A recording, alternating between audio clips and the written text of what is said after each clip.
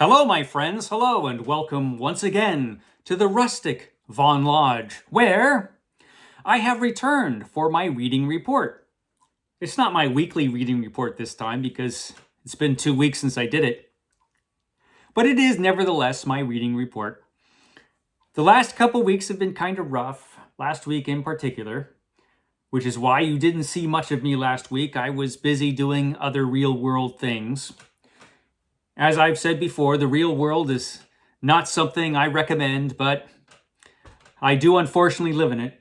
So I had real world things to do last week, so I wasn't able to do much booktube, but I have returned, and hopefully this week will be better as far as that goes, and hopefully it'll be better as far as reading is concerned. But we will see. One never knows. So I'm up here at the Rustic Von Lodge. There were a couple things I needed to get done up here. I left Roger at home, so he's probably back at the manor murdering people or whatever he does when he's alone. Usually that involves murdering people, but I did bring my list for the 500 book challenge, the never-ending challenge where I have to read 500 books that I own before I'll buy any new ones. Epic collections accepted. Okay, so where were we when I last left off this list? I think book number 306 was the last one, which was an epic collection. It was Fantastic Four, This Flame, This Fury was book 306. And so I had just started book 307, which was this book, Stormfront by Jim Butcher. This is the first novel in the Dresden Files series. I read this on the Kindle.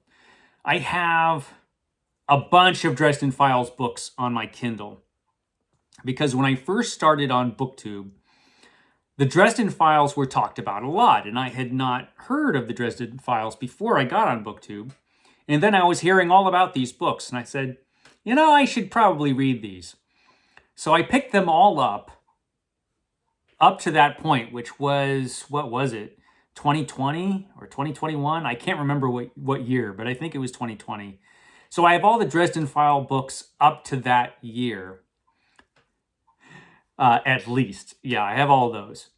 And I don't know how many he's written since. A few, I would assume, because this series has been going on for 20 years. But this was the first one, Stormfront. And I had intended to read all of these books and then just never got around to it. But I was reminded about this series when I saw a video by Grammaticus. The great Grammaticus made a video about the Dresden Files. We talked all about how great it was. And so I thought, I should actually read these books. Or at least read the first one and see what it's like. And I had my doubts about it, even though I heard great things, because it was urban fantasy, which is really not my thing. And, there are elves and stuff in it. And mythological creatures and mythological monsters and fantasy in the modern world. I wasn't so sure. But I loved this book. I thought this book was fantastic. So this is the first book in the Dresden Files series, which introduces Harry Dresden, a wizard for hire. He's a wizard. And you can hire him to take care of all of your magical troubles or monsters or whatever it is you need help with as far as the supernatural goes. And this was, I loved it. I thought this was great. I liked it from beginning to end. And what a great ending it had. This book was awesome. And I hear that this is not like the greatest book.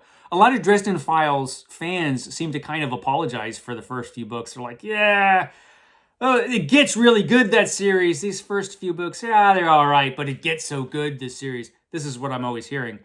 Well, this book is pretty damn good, I thought. And if this was like the baseline, if this was like an average Dresden Files book, then I'm very happy. Because then that means I have a lot of books I'm probably really going to like. Because this was excellent. I love the character. I really enjoy the world that he lives in. And I think this book did a great job of introducing the character of Harry Dresden introducing the world that he exists in and how he exists in this world. We get a little bit of his backstory, but not much. It's pretty sketchy at this point as far as what we know about Dresden and his past. I assume we'll learn more about that in the future. This is not the greatest book in the world, but it was incredibly entertaining, I thought.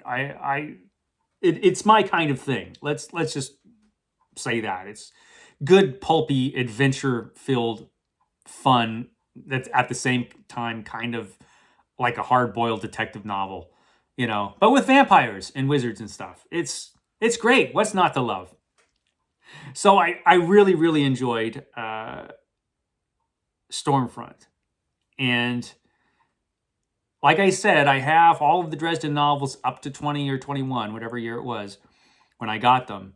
And so the next one is Full Moon. I think it's called Full Moon. That's the book 2, which I assume has something to do with werewolves. Although that's just a guess. I really don't know anything about the plot. So yeah, I will read that very soon. Probably within the next couple books. But I will read it this month for sure. At least I'll start it. So yeah, thumbs up for Harry Dresden and the Dresden Files, Book 1, Stormfront. It was great. So there was that. That was book 307. I followed that up with book 308, which is this one. This is the Black Bat Archives. The Black Bat, who was a pulp hero from the pulp era, who was published in Black Book Detective magazine. On the back, you see a series of covers that contain the stories that are in this volume from Black Book Detective magazine. There is an illustration of the Black Bat there. So the Black Bat, he showed up the same year that Batman did. And for a long time, there was a lot of speculation. Did Batman copy the Black Bat? Which he didn't, because Batman was actually published, I think, a couple months before the first Black Bat issue, or the first Black Bat story was published. I believe that's how it went. So no, and Batman did not influence the Black Bat, I don't think, although I think comic books themselves did to a certain extent. So it was kind of a coincidence that we have the Black Bat, who looks sort of Batman-ish, and Batman arrive at the same time. I'm pretty sure it was coincidence. The Black Bat as a character is interesting. He sort of, there's the character of the Spider, and the Spider, when he first showed up, was kind of a knockoff of the Shadow, although right away the Spider became his own different, unique thing. So if the Spider was kind of a knockoff of the Shadow, the Black Bat is sort of a dollar store version of the Spider. He's sort of, he's not quite the Spider, but he's kind of the Spider. Only not crazy. The Spider is a lunatic. And the Black Bat is not a lunatic. So he's not nuts like the Spider, but he's also not quite as much fun. Although these are excellent pulp adventures. There are 3 stories in here. We have the brand of the Black Bat, which is where the Black Bat first showed up. Then we have Murder Calls the Black Bat, and the Black Bat Strikes Again. So this series is about ex-DA Tony Quinn, who during a trial, some acid was thrown on his face and blinded him. And so he lost his job because he went blind. And, back in 1939, when this story was originally published, if you were blind, you were expected to just not be able to do anything, according to these stories anyway. But secretly, he had surgery. A doctor was able to restore his sight. And not only that, the doctor gave him a superpower. So, like I said, I think this was a late pulp hero. This character showed up in 1939. What is that outside? There's some car on the road, in front of my place that's playing music real loud. That never happens ever, but it's happening now. The road is way out there too. I don't know. I will continue as if it's not happening. So where was I? Oh yes, the Black Bat. He was a late pulp hero. 1939 going into 1940. And so comic books were already very popular, and Superman spawned all kinds of different superheroes. So superpowers were a thing. And so the Black Bat has a superpower, and his superpower is, wait for it, he can see in the dark. That's right. His superpower, his great superpower, the Black Bat, is that he can see in the dark. The only problem is that if you turn on the lights, he's just a regular guy. And this happens constantly. The Black Bat is like in the dark, sneaking up on you. You know, you can't see him, but he can see you. And then you turn the lights on and there he is. It happens over and over again. So this is not the best superpower in the world. It comes in handy. But otherwise, other than him seeing in the dark, he's just a guy with guns. I mean, he's not even well trained. You know, he's not like Batman. If the Black Bat ran into Batman, Batman would take about a second to defeat him. It would not last long at all, that fight. So the Black Bat, he is, he's a pulp crime fighter. He has a couple of agents. He's, like I said, he's the dollar store version of the Spider, so he can't afford many. He only has a couple of agents that help him out. And they get into trouble constantly, and he has to save his agents all the time. And he gets into trouble constantly. He's not the best pulp hero in the world as far as his competency. But these stories are a lot of fun. They're very entertaining. They were written by Norman A. Daniels. Norman A. Daniels wrote these stories. He didn't write all of the Black Bat adventures, but he wrote most of them, I believe, and he wrote these original stories of Tony Quinn, XDA, now the Black Bat. And there are some similarities with Batman. He is friends with the police commissioner.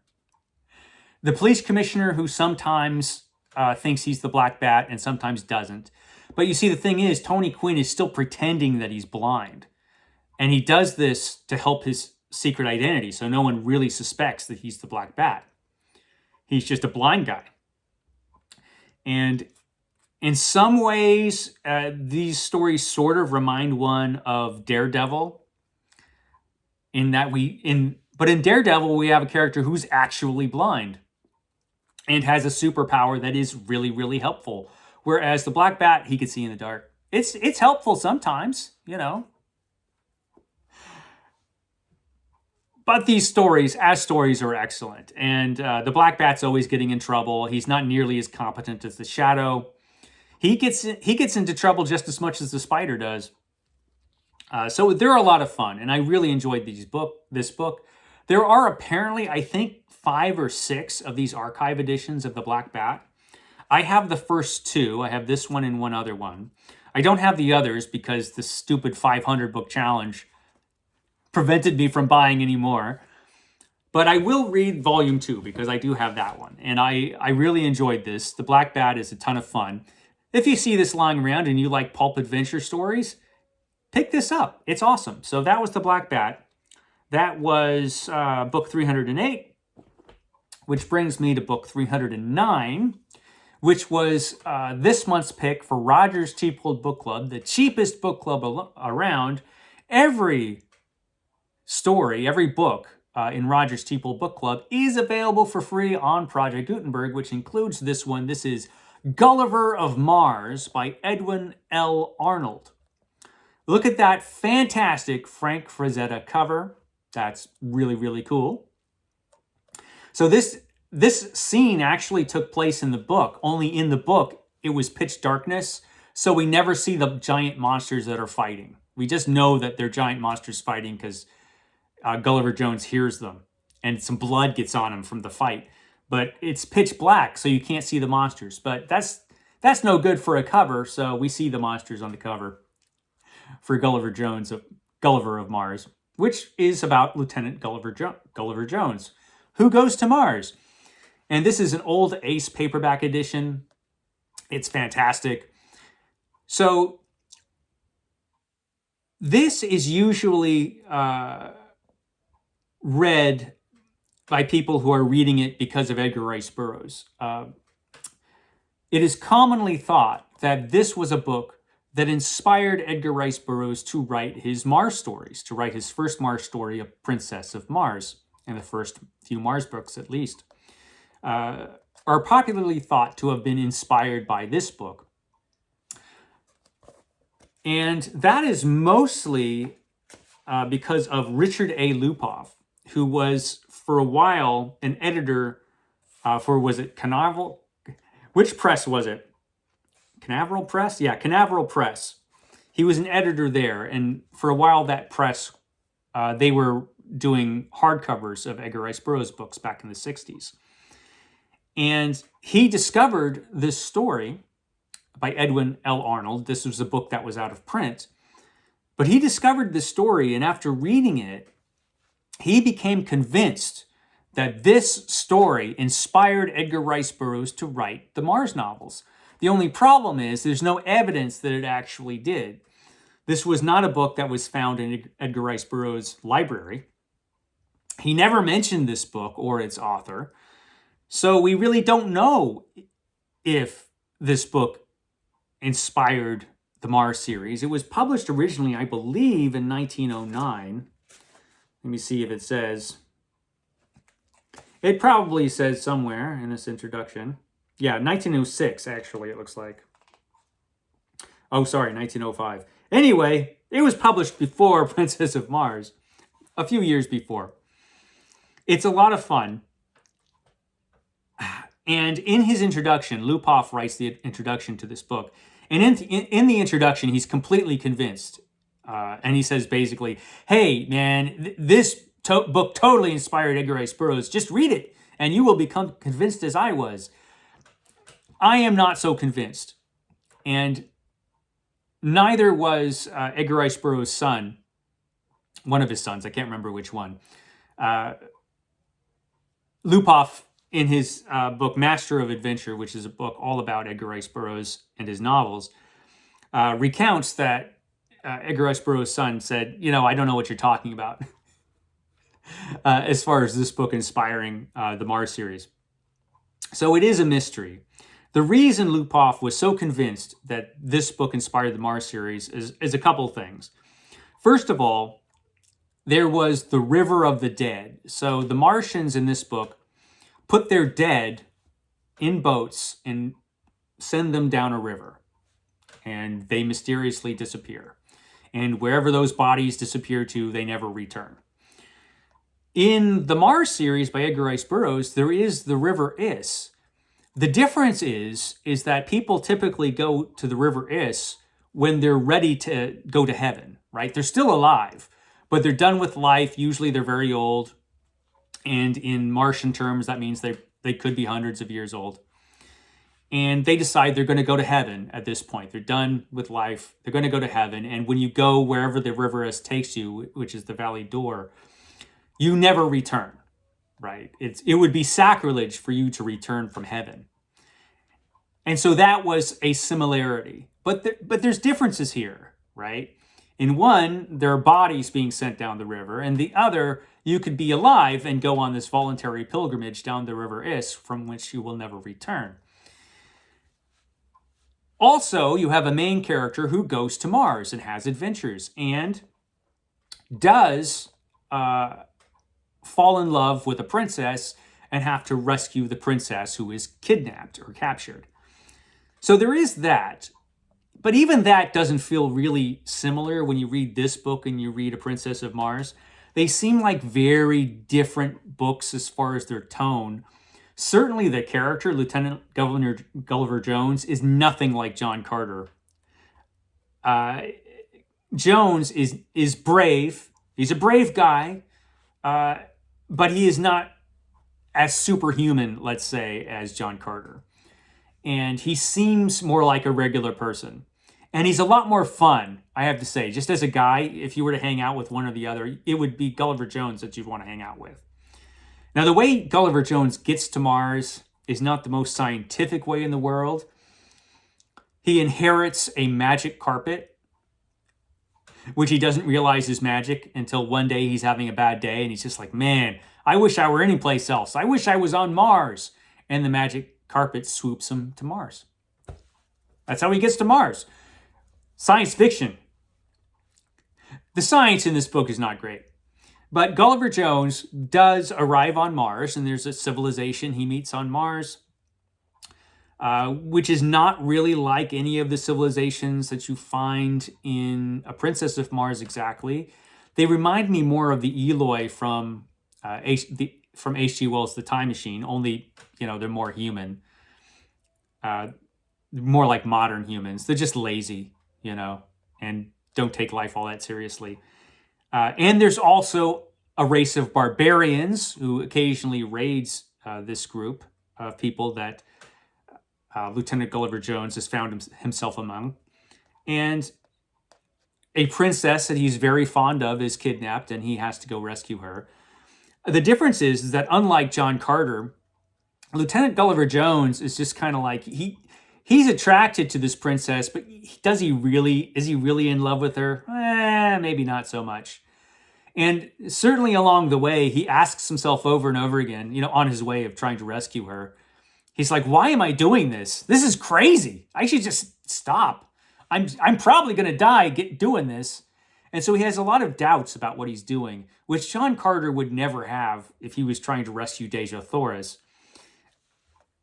They're two very different characters. And Gulliver Jones, like I said, is a lot more fun. I mean, he gets drunk a lot. I mean, he's a friendly, good-natured guy who, he's good in a fight, but he can't stand up against overwhelming odds like John Carter can. And when he tries, he inevitably loses. As far as the book itself, if you just read this without thinking about Edgar Rice Burroughs and the Martian series, just on its own, this is a really fun adventure. It feels almost dreamlike. Unlike the John Carter novels, the world building in this book isn't quite as imaginative. You have human beings on this planet, but you also have animals, and they're all animals you'd find on Earth. Horses are just horses, but they're on Mars.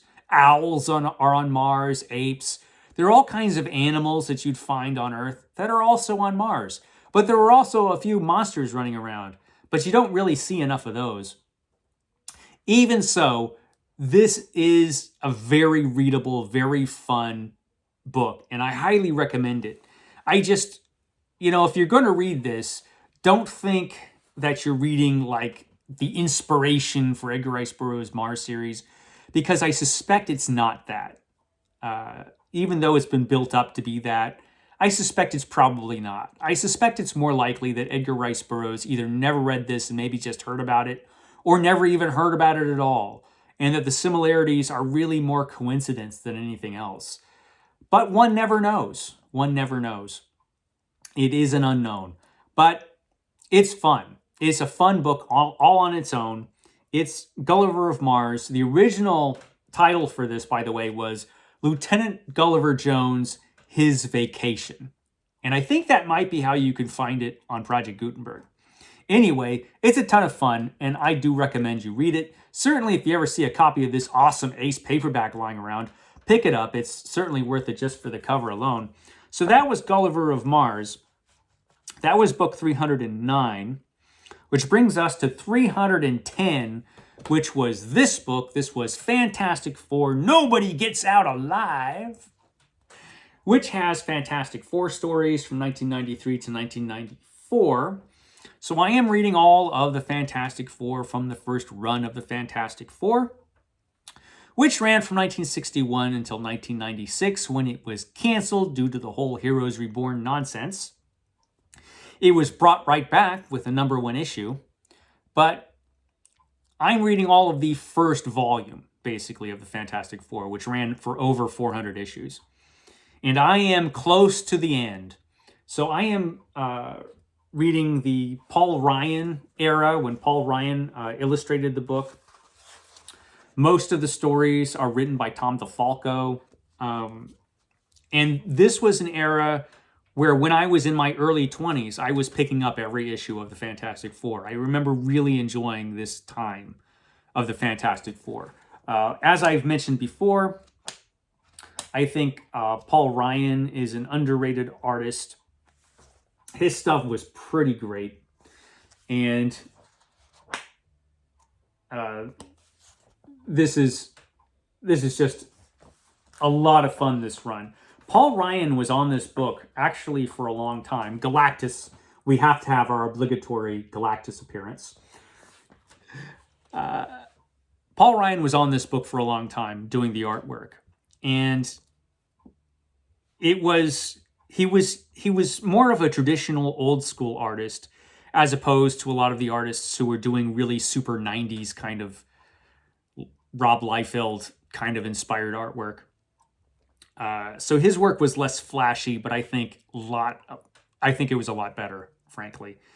It was great. And this book has a ton of really fun stories. Reed Richards disappears once again. You know, Reed Richards every once in a while will just vanish for one reason or another. And at this point in time, Reed Richards is presumed dead. He's presumed killed by Dr. Doom. But Susan Richards, the Invisible Woman, is convinced that he's still alive. Susan Richards has become the leader of the Fantastic Four. She wasn't voted the leader or anything. She just takes charge, and you don't mess with her when she takes charge.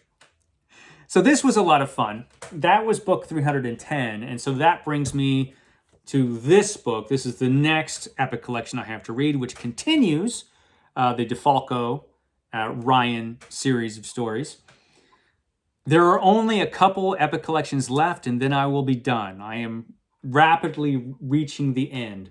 This volume has stories from 1994 to 1995. So we're getting to the end of the Fantastic Four's first run. And it's been a blast to read. It's been great. And this looks like it continues to have fantastic artwork from Paul Ryan.